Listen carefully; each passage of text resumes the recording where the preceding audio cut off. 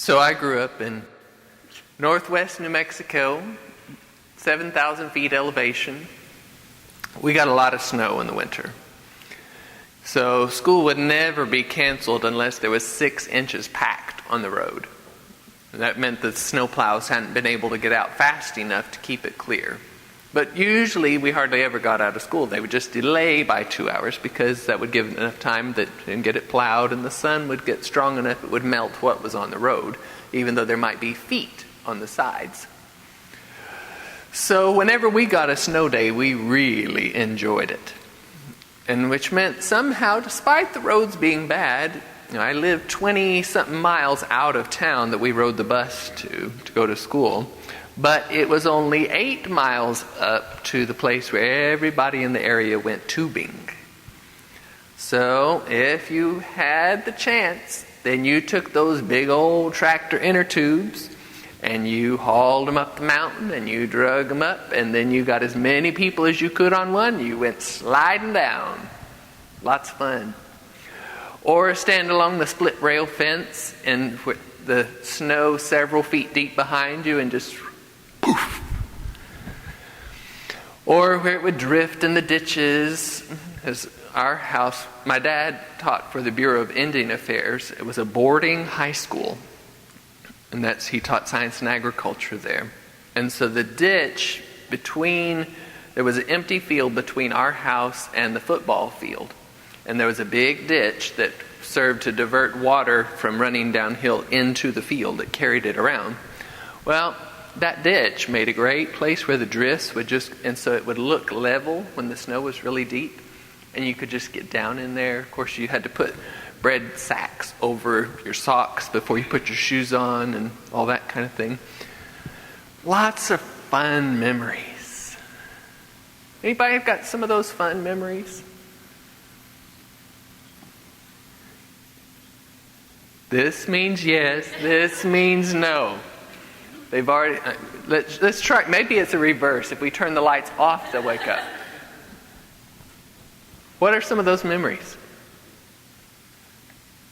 When the power would be out for days because of an ice storm throughout the country, and Mom would keep a big pot of super chili and a big kettle of hot water on the wood stove. Okay, wood stove, keeping something going when the power is out. Sleeping on the floor in there with the stove. Sleeping on the floor with the stove. I was telling the kids the story this morning about how my own father, his parents lost their farm when the Great Depression struck in southern New Mexico near Portales, because they had one payment left to make, and that bank closed, where the bank where they had their money to make that payment closed, and so the bank that held their mortgage foreclosed. So the option left for them, and my dad was number 9 out of 12. And he was born in 1939, so this was right around that time. They ended up moving into northern New Mexico, an area that still hardly anyone lives there. It's between Santa Fe and Las Vegas, New Mexico. They moved out there to homestead. The government was still doing homesteads in New Mexico at that point. And they raised pinto beans, dry, no irrigation pinto beans. And the house that they had, it was also northern New Mexico, high elevation, so plenty of snow. And in the winter, it would drift in through the cracks, and he and 2 of his brothers would be in a double bed with about 6 quilts, so you couldn't move. You could not turn over. And in the morning, if there was a lot of snow, it would be drifted in on top of the quilts, and one of the boys had to get up and start the wood stove. So people like telling those things, but the memory sometimes doesn't match the reality of the experience of living in that time, right? Because then there's the flip side. I had to walk uphill both ways in the snow. Memory versus reality. It gets us in some traps sometimes. Because we end up painting a picture in our minds that doesn't bear any resemblance to what it was really like overall because we had focus in on this one thing that was special to us. But don't we do the same with church? So let me see if I can make this work this time. Oh. How do you like that picture down there? Anybody make anything like that out of the snow?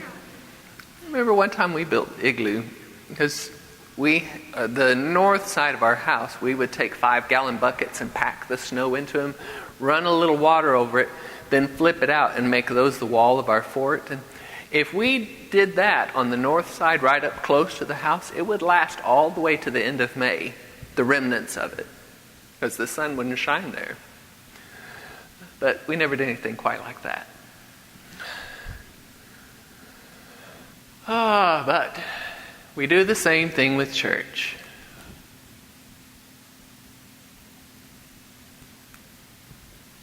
Oop.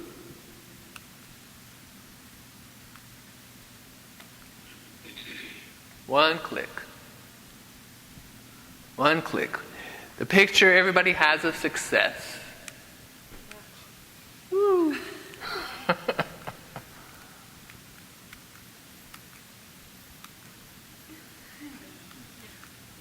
There we go. What's the picture everybody has of success about evangelism?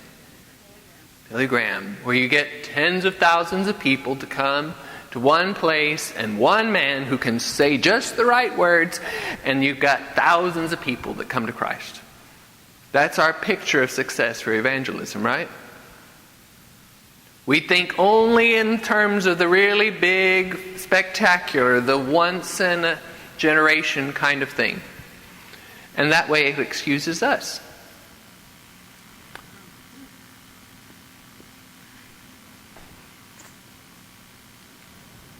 Maybe I'm using the wrong button or something.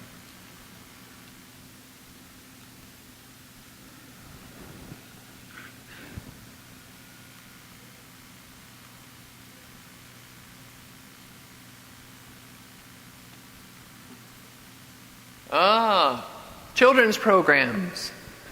What is our picture of success there? The things we remember.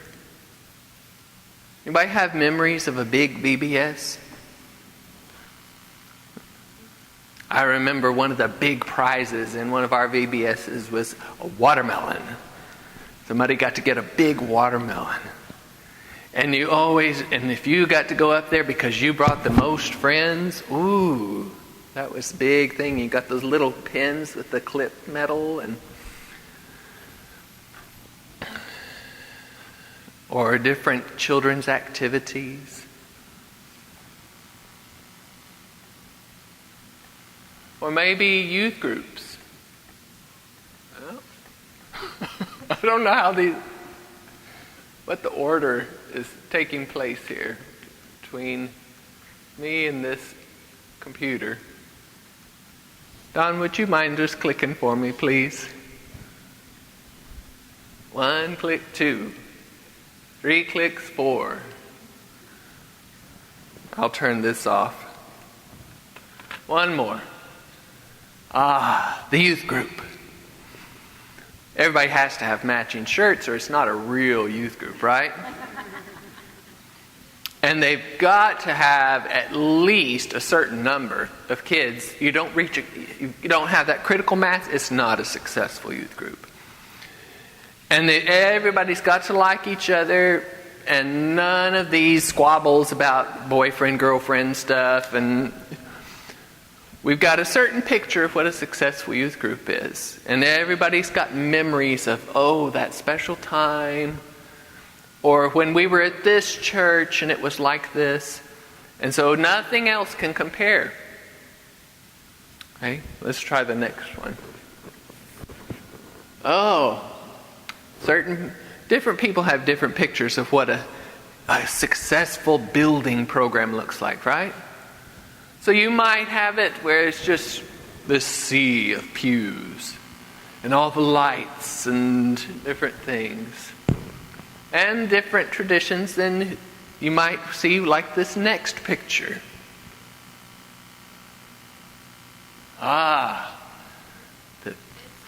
The stage, the mosh pit, the strobes, the smoke, the double screens. We've got different pictures of what success is, right? Sometimes memory and reality don't always match up, because we might see those things, but then I could have put a picture of, I've already blocked out his name, and Tammy Faye, Jim Baker and Tammy Faye. Well, they had a lot of those things, didn't they? But is that one thing the whole picture? So, as we come back and think about when we're thinking about the good old days, we could go read the proverb when it says, whoever is talking about the good old days, it is not on the path of wisdom. Yes, that's in the Bible. You could look it up. I'll not give you the citation. That can be your homework.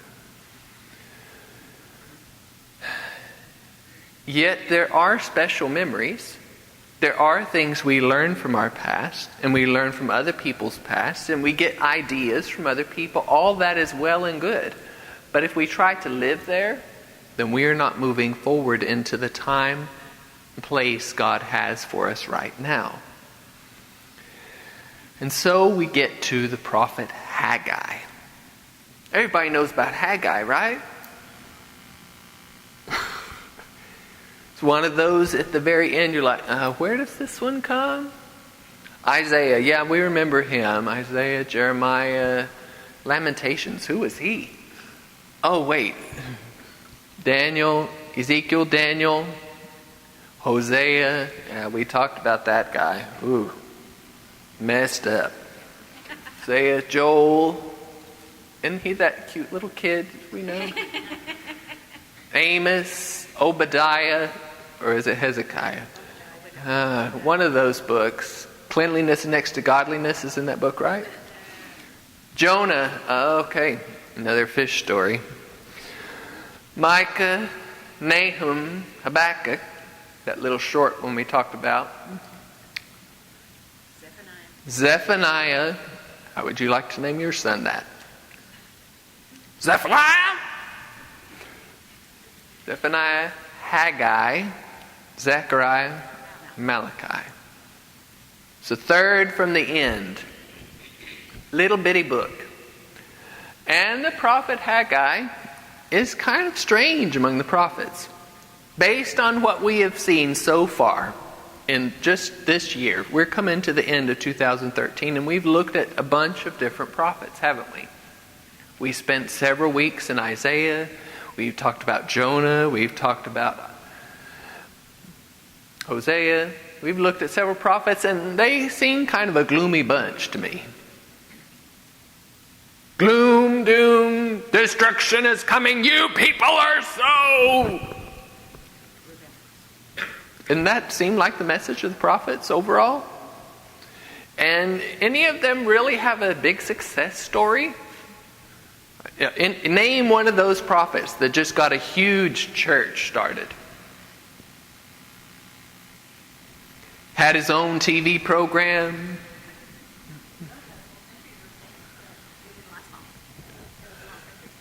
So these prophets didn't really have the picture of success that we think about. But Haggai, it's kind of an interesting story. The prophet Haggai, the whole book of his prophecy is about rebuilding the temple in Jerusalem after the exile. And guess what? The people listened to him. They did what he said they should do. It is amazing. You can hardly imagine something like that in the Bible. They did. So it starts off. Let's just read a little bit from Haggai chapter 1. I know that you're just waiting to see if you can find it. I'll tell you, it's on page 967. Is that what page number it is on yours? No? Haggai. In the second year of King Darius, that's the king over in Persia, on the first day of the 6th month, the word of the Lord came through the prophet Haggai to Zerubbabel, son of Shealtiel, governor of Judah, and to Joshua, son of Jehozadak, the high priest. So, they've been in exile. Some people have returned. They're living in Jerusalem. And they've got a guy named Zerubbabel who's the governor over that region. And they've got a high priest. Now, when we get over to Zechariah a little bit later, we're going to talk more about... Anybody remember a name that sounds a little bit like Zerubbabel?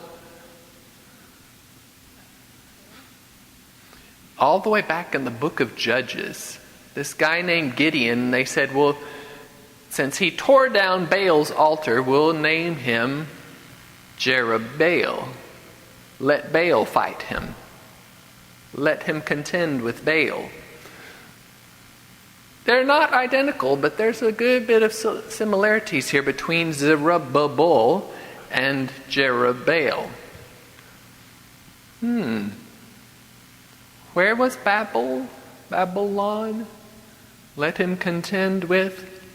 Just plant a little seed there that we can water in a couple of weeks. And Joshua. Yeshua.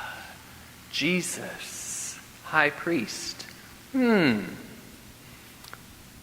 Just put file that away. Don't throw it away. This is what the Lord Almighty says. These people say, the time hasn't come yet for building the Lord's house.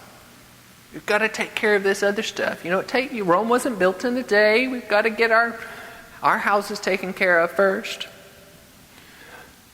And the word of the Lord came through the prophet Haggai. Is it time for you yourselves to be living in your paneled houses while this house remains a ruin? They were taking care of themselves first, and the prophet says, now, you wonder why things are not going so well for you because you haven't put me first. You need to take care of my house before you take care of yours. And they go on through, and the people decide, verse 12, then Zerubbabel, son of Shealtiel, and Joshua, son of Jehozadak, the high priest, and the whole remnant of the people obeyed the voice of the Lord their God and the message of the prophet Haggai, because the Lord their God had sent him, and the people feared the Lord. Then Haggai, the Lord's messenger, gave this message of the Lord to the people. I am with you, declares the Lord. So the Lord stirred up the spirit of Zerubbabel, son of Shealtiel, governor of Judah, and the spirit of Joshua, son of Jehozadak, the high priest, and the spirit of the whole remnant of the people. They came and began to work on the house of the Lord Almighty, their God, on the 24th day of the 6th month in the 2nd year of King Darius. So, he spoke first on the first day of the 6th month, and by the 24th of that day, they are building. Less than a month. They are going. Sounds pretty good, doesn't it? Haggai is a different kind of prophet. And there's only 2 more chapters here in Haggai. Actually, only 1 more. What do you think it's going to be about? You've read it, right? What's going to happen? Well, let's go to this next slide. The golden days. Those good old days in Israel. Who was the king? Solomon. Who was the wisest man in all the world? Who built one of the 7 wonders of the ancient world? The great temple to the Lord in Jerusalem. The good old days. Now, somehow they forgot about all the conscripted labor and that they were so heavily taxed and that all the wealth was concentrated so much in Jerusalem, it said they didn't even count silver worth anything because gold was so common in the streets of Jerusalem. Somehow that was conveniently forgot. compared to this portion of the good old days. They had the temple. Well, the Babylonians took care of that. Gone. Carried everything away. That great big basin made of bronze with the 12 bulls under it, broken up. When it was made out on the plains, when Solomon commissioned it, they couldn't even count how much bronze it took to weigh it. But the Babylonians broke it up, carried it off. They carried off all the little gold carts that the priests used. It was kind of like their little mobile chef carts that they used for chopping up meat and stuff. And the big altar on the right there. And all the little lampstands and the table for the showbread and the cherubim and even the Ark of the Covenant. No, Indiana Jones didn't really get it. All that carried away. And the building itself knocked down. Even with the gold paneling, they took the cedar and put gold leaf over it and had all the designs and all gone. But Haggai is saying it's time to rebuild the temple. These people that don't yet even have a wall around their city. He's saying you need to rebuild the temple. Well, they are just like us. They had the picture in their mind of what success looked like, and it kept them, some of them, from being able to move forward. 21st day of the 7th month. So this is less than a month from when they started building. The word of the Lord came through the prophet Haggai. Speak to Zerubbabel, son of Shealtiel, governor of Judah, to Joshua, son of Jehozadak, the high priest, and to the remnant of the people. Ask them, who of you is left who saw this house in its former glory? How does it look to you now, with 70 years? Does it not seem to you like nothing? But now be strong, O Zerubbabel, declares the Lord. Be strong, O Joshua, son of Jehozadak, the high priest. Be strong, all you people of the land, declares the Lord, and work, for I am with you, declares the Lord Almighty. This is what I covenanted with you when you came out of Egypt, and my spirit remains among you. Do not fear.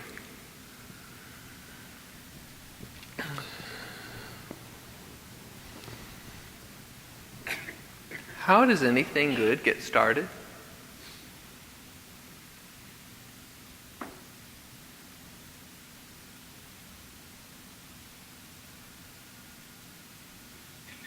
How does a baby get started? It starts very small, doesn't it? Starts with a feeling, doesn't it? Progresses and takes a lot of work and discomfort. And especially to get it from in to out. It takes a lot of work. In fact, they call it labor. And then it takes a long time to get it from this to this. Right, parents?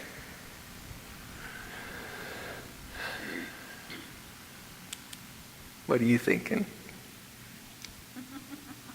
Sweet child of mine.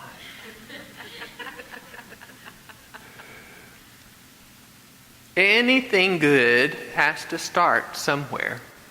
It doesn't come fully formed.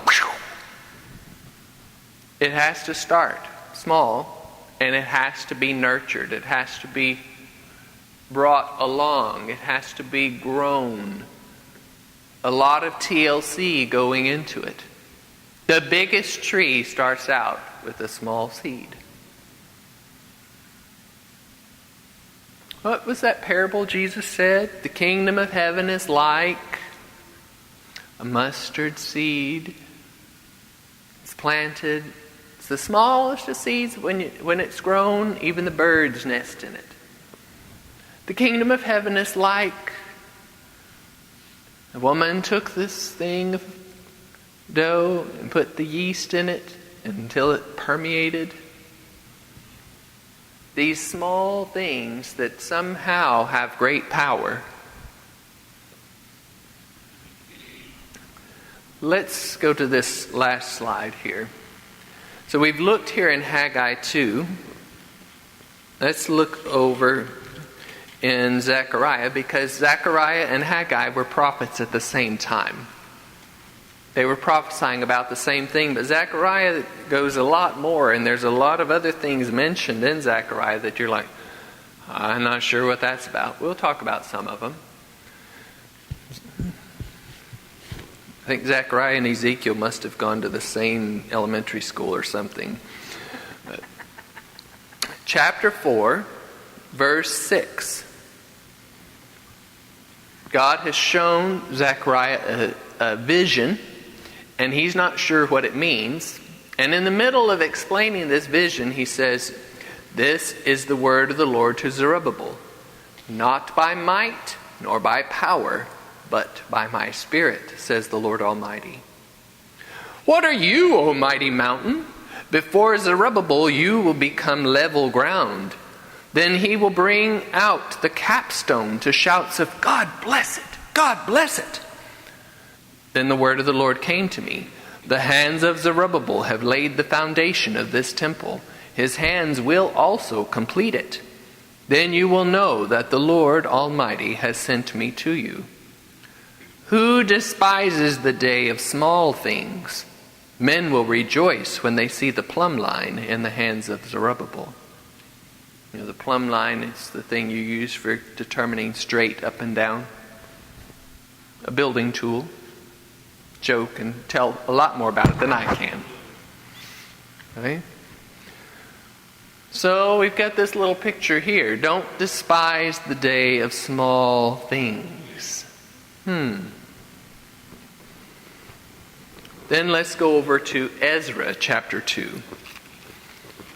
Ezra covers a lot of time period, but seemed like God brought a lot of things together at that time when these captives returned. Ezra chapter 2. Chapter 3. I've given you the wrong number up there. Chapter 3, verse 8. In the 2nd month of the 2nd year after their arrival at the house of God in Jerusalem, Zerubbabel, son of Shealtiel, Jeshua, son of Jehozadak, and the rest of their brothers, the priests, the Levites, all who returned from the captivity to Jerusalem, began to work, appointing Levites 20 years of age and older to supervise the building of the house of the Lord. Jeshua and his sons and brothers, and Kadmiel and his sons, descendants of Hodaviah, and the sons of Henadad and their sons and brothers, all Levites, joined together in supervising those working on the house of God. When the builders laid the foundation of the temple of the Lord, the priests in their vestments with trumpets, and the Levites, the sons of Asaph, the hereditary musicians under King David, with cymbals took their places to praise the Lord as prescribed by David, king of Israel. With praise and thanksgiving they sang to the Lord. He is good, his love to Israel endures forever. And all the people gave a great shout of praise to the Lord because the foundation of the house of the Lord was laid. But many of the older priests and Levites and family heads who had seen the former temple wept when they saw the foundation of this temple being laid, while many others shouted for joy. No one could distinguish the sound of the shouts of joy from the sound of weeping, because the people made so much noise, and the sound was heard far away.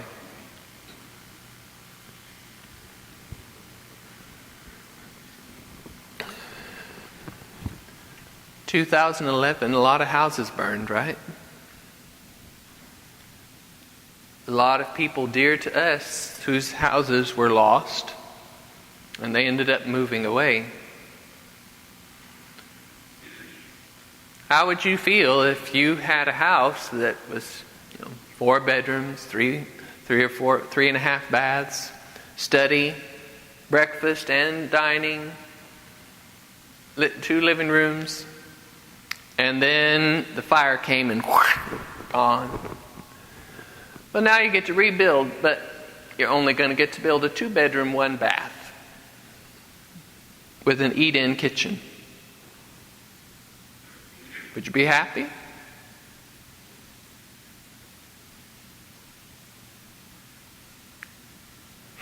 We got the temple they built then was a shack compared to Solomon's temple. Less than half the original foundation size. But what does the prophet Haggai have to say about it? Get back over to page 967.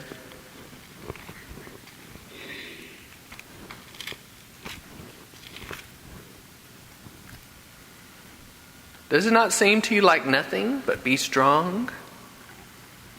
This verse 6. This is what the Lord Almighty says. In a little while I will once more shake the heavens and the earth, the sea and the dry land. I will shake all nations, and the desired of all nations will come, and I will fill this house with glory, says the Lord Almighty. Oh, come, desire of nations, come. Now, in this particular context, he's talking about the stuff everybody wants, money. And yet, in that way that prophets speak, so that the words have more than one meaning, the desired of all nations will come.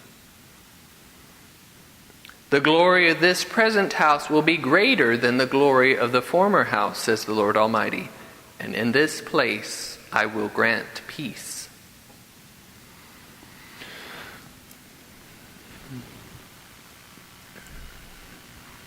Look around you.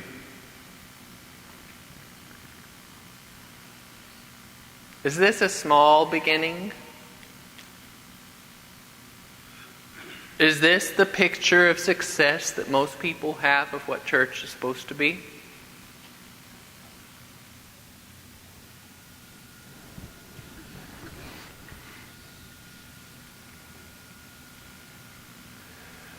There are plenty of people in the world that hold on to things that they somehow think that smaller and purer is the way to go.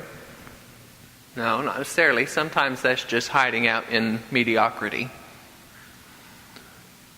But neither does it mean that every success story has to go big. We have to learn to see reality through God's eyes. That the plants, the seeds that He plants, and that He tells us to cultivate this, pour some TLC into this. It may be like one of those plants, a certain kind of bamboo, that you plant a new cutting of it and you water it, and for several years it doesn't look like it's growing at all. And yet the root system is growing. And after about 3 to 5 years, when that root system finally gets established, guess what happens with that bamboo? It begins to grow so that you can see the growth from day to day.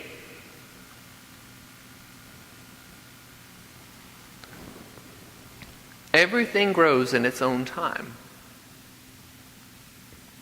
The message of the prophet Haggai: don't despise the day of small things. Have courage, because I am with you. And when you really put me first, they had been working mostly on their own houses, and the prophet says, no, you need to put building my house as the priority. Because up until this time, everything you've been doing has kind of been wasted effort. You've been earning money but putting it in a purse with holes. You went to harvest 20 times something and you only came away with 10. You went to press wine and you thought it was going to be this much and it ended up being this much. Well, and then later there in chapter 2, right after we finished what we just read, he says, count from this day forward. You're going to realize how blessed you are. And the harvests were going to be returned. They were going to be multiplied. The way it happens anytime we put our priorities where they belong, with God at the top and His purposes at the top. And when we learn to set aside our own pictures and preconceived notions of what success and what spirituality and what all of our ideas of what it's supposed to be, and instead only look to Him to define that for us.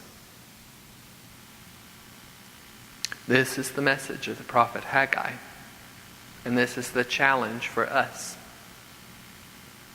Because it's easy to get stuck with memories versus living in the moment, seeing reality according to what God says.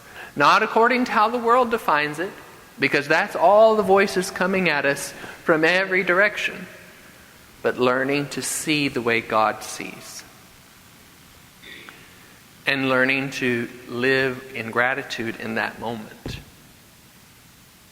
And to look forward to what is God accomplishing. So as we are reaching here at the end of the year, as we are looking to see what is CrossPoint supposed to be, as we are in prayer and the elders are in prayer, and as we see different places that God is at work, and they may not be the things that we think, well, that's the way to build a church. Is that what we're here for? To build a church? Or are we here to serve our God? Be looking. What is God doing in your sphere of influence? In the lives of the people around you? How will you join Him in those small things and let Him choose what He wants to grow in you and in the lives of the people around you?